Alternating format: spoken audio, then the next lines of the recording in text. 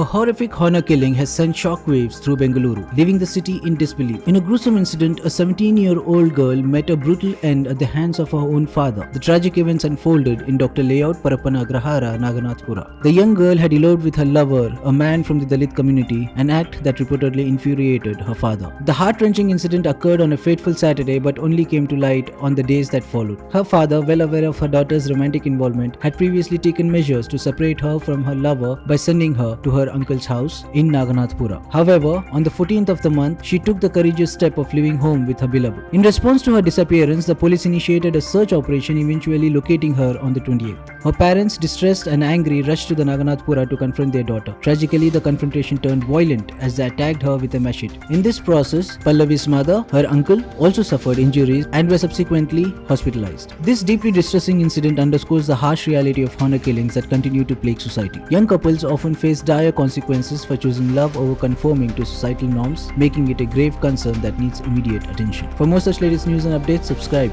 to Daily Salar Digital.